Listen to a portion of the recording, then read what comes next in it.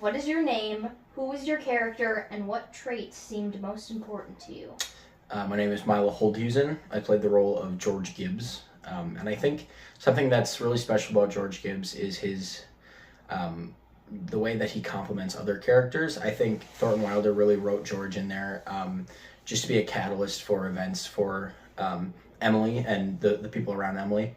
Obviously, George has a very important role in the telling of the story, but I think that role is really defined as just aiding Emily's character along and Emily's story along.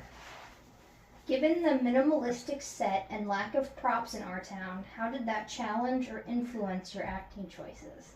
Yeah, it definitely from the start there was a lot more thinking that had to go into like blocking and just like characterizing within scenes, like different, there were the houses, but there was also outdoor scenes and churches and stuff like that. So there was a lot of imagining yourself and imagining what's around you. I know we did a lot of like drawing out floor plans on pieces of paper, so everyone was kind of on the same page, imagining the Gibbs house versus the Webb house.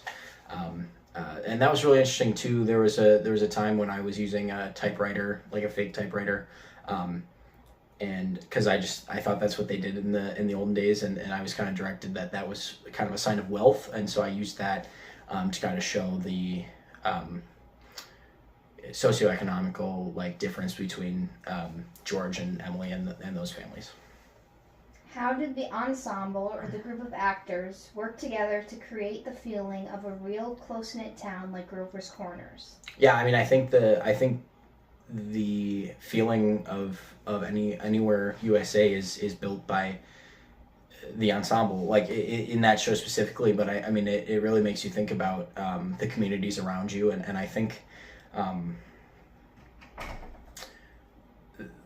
like that feeling is encompassed by multiple people being around you, these small interactions with different characters and different parts of your life being just broadcast and shown in a way that is very traditional and normal is something that is powerful just to be able to watch, because you experience it so often that you don't recognize the uniqueness and the specialty that is in just those everyday interactions. Was there a specific line of dialogue or a scene that you found particularly profound, moving, or difficult to perform, and why? Yeah, George didn't have a large amount of emotional scenes up until his kind of arc when he was in the like general store with Mr. Morgan and Emily, and he had the whole monologue expressing his love and his interest in Emily, and then after that, of course, the funeral scene and George's play into that. But up until that point, yeah, George's character was very happy and very just stick to it, keep going and move on quickly. But that monologue and that scene specifically took a lot of effort to portray like real emotion that wasn't just like all American. It was it took a step farther than what most of the other scenes that George portrayed. Did you do any specific research or exercises to prepare for the time period or the emotional tone of the play? Yeah, the preparation was definitely a lot of research into the time period and how teenage boys acted in that time. The thought of like, in the early 1900s is a lot about baseball, very sporty and like very American. That's like, I kept getting that, and obviously set in Grover's Corners, America, somewhere in Virginia, I think. It was definitely, there was a lot of just figuring that out. But another couple exercises was trying to figure out how George would conduct himself, how he would walk. I even like down to like the hairstyle I had at the time, and how tucked in his shirts would be, the shoes he was wearing. There was a lot to think about with that, and keeping it time accurate. And I think that played really well with the costuming and the dialogue of the show that Wes put on. Even though the play is set in the early 1900s, what modern day themes or feelings do you think high school students can still relate to in our town? Yeah, I think the biggest one there, and especially for high schoolers, is just recognizing what you have when you have it, and enjoying it in that moment.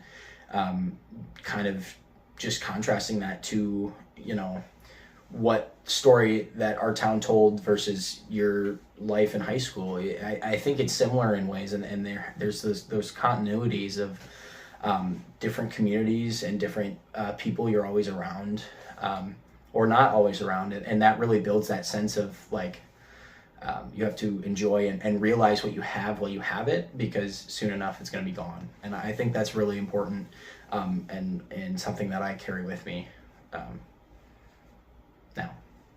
Did acting in this play change the way you look at your own life, community, or the passage of time? Yeah, and exactly like what I was just saying. It made me feel a lot more present after I performed it and after I kind of understood the literature.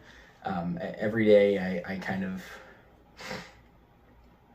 I try not to take for granted what I have or what I get to do, or what I'm gifted with the ability to do. And so that's kind of been an interesting change of mindset, and it's become very, I think about our town a lot less and more just how I want to understand how my life is moving, and it became a lot more than the literature, but I don't want to say a lifestyle, but a way of mind.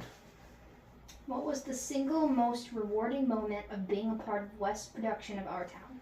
I think the most rewarding moment was opening night, and I think it was actually the Saturday night show. They came back and let us know that the show was sold out, and we had to take chairs from our dressing room because there's only so many chairs at an empty warehouse, and so we had to take chairs from there for people to sit in, and that's a great. I mean, having to stand when you get off stage, it is what it is, but just knowing that the theater community and the arts community in Wausau could come out and support such a beautiful show and a very well produced one in that.